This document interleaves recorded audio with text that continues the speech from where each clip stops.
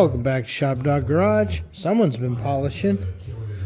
Anyway, I'm not exactly sure what we're doing today, but I bet it involves a heater core and a cover. Just a suspicion. Okay, trying to find a way for Harlan to not hit his head. I didn't want to leave those down because I know I'm going to trip over them going in and out. But this door is so long on a second gen, or a third gen honestly, that we just wanted to roll the car back because I'm going to have to get in here. So we're looking at going ahead and getting this kick panel installed because it might not be easy to do later, and the heater core. So once all that is in, then we can go ahead and place this fancy cover that he's got, because we need that to figure out where we're going to wind up mounting.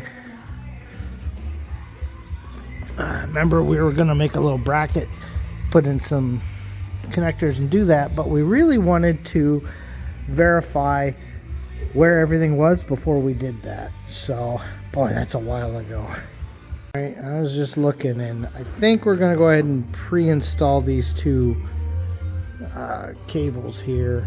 Just going to make our life easier. So we'll get to it in just a second. Okay, and this is why we always say you bag and tag and label things and make drawings, because sometimes it's a long time before you get back to something. We'd never remember where everything is. So 78 Camaro right kick panel. Here's the fasteners for that.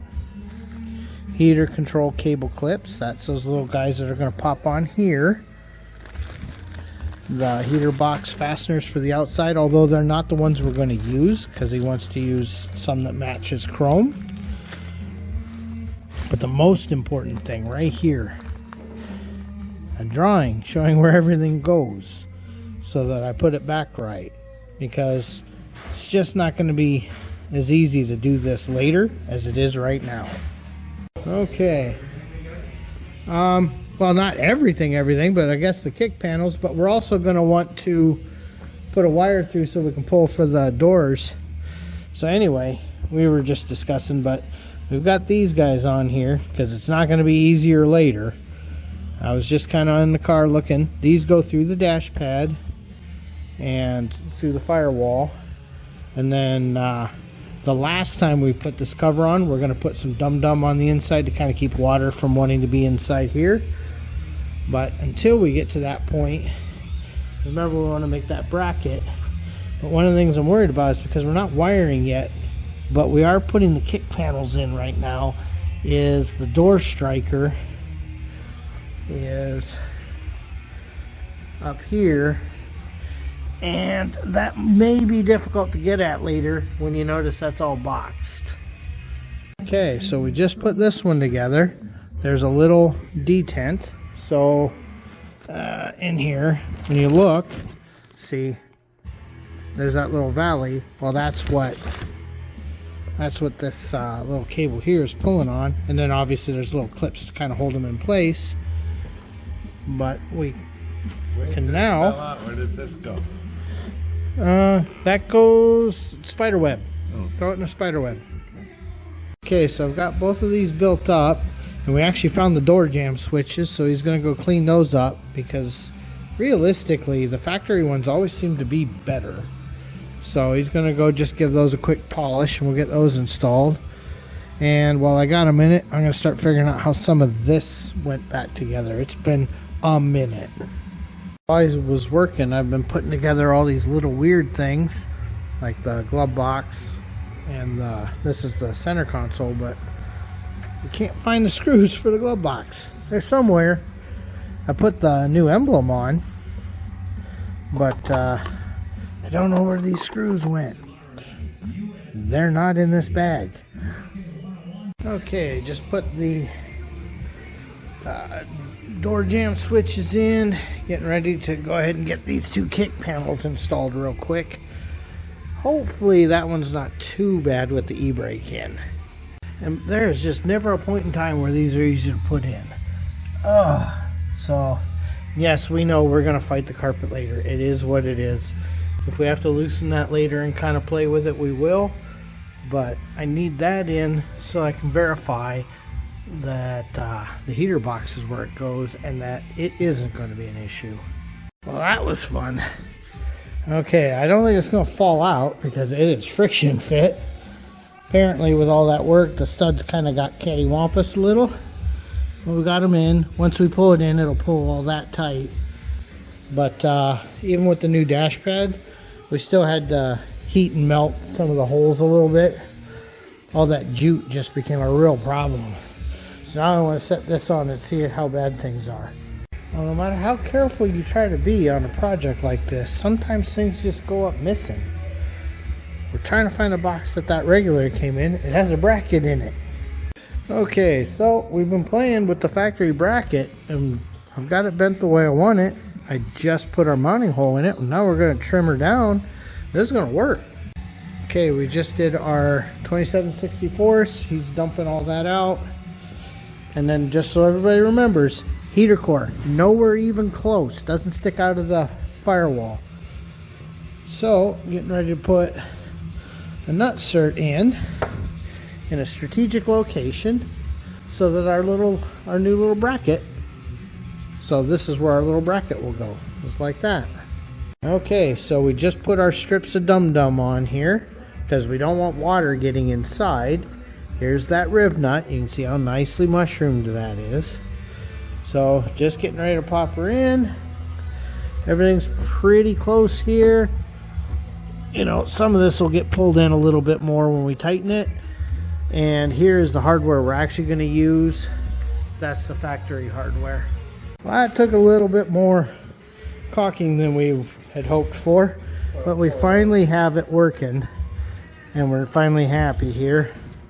But problem is, you know, aftermarket stuff and 50-year-old car, you know, nothing quite lines up the way you want it to, but we got it. So now I've just got to do the heater seal and yeah, looking pretty good. Okay, so we've got blower motor mounted, got this cute little seal mounted, so pretty happy with how that came out. Okay, so he is going to clean that up real nice and paint it, and that bracket will work pretty slick. So we've already kind of done a rough test fit on that just to make sure I'd be happy. And then that's going to protect all of this, keep it from bouncing around. I'm going to drop a light, and then we're probably capping this side and using this side for the feed, because keep that as far from the exhaust as we practically can. Yeah, I think that's not too bad. I may go ahead and real quick just pop that one in, if it will pop in quick, because then we can roll the car back forward. So, and we haven't found the screws for these upper dash vents yet. They're somewhere. And with that, I think we're going to call it for tonight. We need to cap off those heater inlet outlet, and I think we'll take care of those. Not too much more we got to do before the body work gets put back on. I do think we should do the steering column. It'll just make life easier. Very busy at work. You know, it just is what it is. But we will see what we get done today. I know he's got some side quest chores for us tonight, but we will definitely keep moving forward. I think the first thing I'm going to do is go check the paint room, see if there's a bracket for me. Oh, I didn't see that. Hopefully it's not still sitting right here, but he could have it in the house or something. I don't know. We'll kind of take a look at that. I wonder if he's found the screws for the glove box. So we got to go through, because these are definitely not them. Those are not correct. They're also way too long. So we're going to keep looking for those as well. And Harlan was going through his things and he found this little steering box cover that we forgot to put on. So I just popped that guy off, and I bet there's a hole down in the frame for that push nut. And of course, I'm going to have to trim that a little bit to fit. These adapters we got on here take up a little more room. So with a little bit of filing, That now clears. I'll wait to pop that plastic fastener in until it's up. But see, now it clears my fitting real nice. And I found the bracket. He had it on a different paint dryer. So that's that guy there. We'll get that put on today too. It'll look nice. Right, he did find those screws and that goofy bracket. Where on earth were we ever going to find that? And a pattern for something. That's not good. I don't remember why that's there. Probably for that emblem. Oh, I do remember, because we put an emblem on. Yeah. That doesn't normally go to this, but looks so much nicer. Yeah. So, yeah, we did that episodes and episodes and episodes ago. Okay, that bracket fits nice. So we got that. I'm getting ready to do the gauge, but I literally just took this plug out because I got to put it in that, and I don't know where I set it down. Harlan's cleaning it up, but look at that. So now we've got a gauge you could actually read, angled up.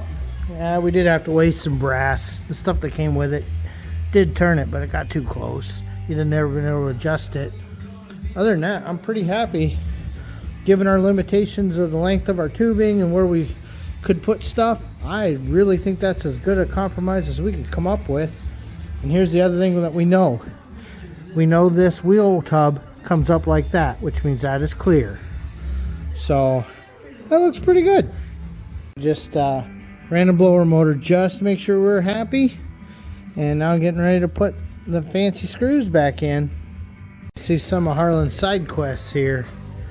He's been prettying up some old wheels and making them look good. Okay, so for those that don't recall, we have a tilt column. In fact, this has just been painted. Replacing that column. So we're going to do a little harvesting. This did come with a new ignition switch, but not the neutral safety, not obviously the lock cylinder. We're going to have to get a tilt column switch, or lever. So for both of these, we've got to pull the plate, get it all apart, get it open so we can do the lock cylinder. Okay, and I want to remember how this is, because unfortunately I knocked this over and now it's got some scratches right here, so we can't put it all together. Well, I could probably put that on, but I mean, so yeah. So that's the first time that's happened. And of course, because we just don't remember, because it's been too long, just trying to remember how to get this lock cylinder out. We broke the window I thought was the window, but it doesn't seem to be the window, so I guess we're going to check the internet. Well, we're not real happy about it, but you really got to open that window up so that you can hit that. In fact, you can see that now. Well, let me get a light. So you can see all of that in there. And yeah, that was quite a bit of not all that much fun. We did get our buzzer back. And then I'm looking at this one, and we definitely don't have all the same stuff.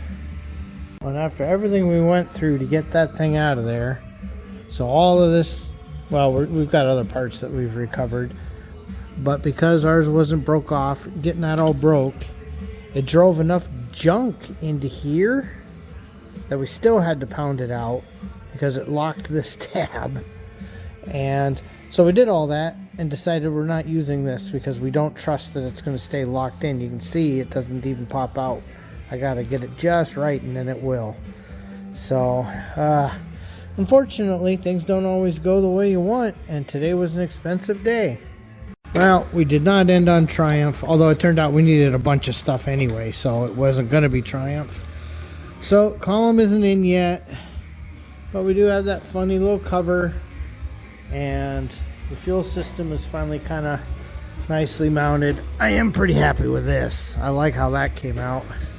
So we still got to do hoses, get those done, and then like everybody that does a small block with alternator or small short water pump. This is a big block, but same problem on a small block. But with the hose and the alternator on this side, you know, which is not correct for short water pump engines, always have the alternator on this side, but this is just the way it is. So you see this a lot. You're going to have that hose rub, kind of like the AC belts used to do on the square bodies, because AC belts would sometimes be riding that hose. So when we get that one on, we'll probably make a little shield out of something. We'll get that sorted. Can't be the end of the world. Trying to see what else. So we do still want to do the column. Oh, I want to cap those guys off for the heater core. Yeah, once the cooling system's kind of capped off and sealed and the steering column is in, I don't see a reason why we can't put fenders back on this car. So anyway, thanks for watching. I don't know if I combine this with the other one or not. Oh, we've got a list. Okay. See, I just got yelled at. The boss says, oh God, I can't read that. I don't have my glasses on. But anyway, that's everything on our list before we can do fenders. So hopefully you can read that. Oh yeah, that bumper. Oh, that thing is not going to be fun. So thanks for watching. Like I said a second ago, I may combine this with last week's video. I may not. So if it's 2 videos, thanks for watching both of them. We really do appreciate it. Remember, even Shopwrecks needs to pay attention to what he's doing.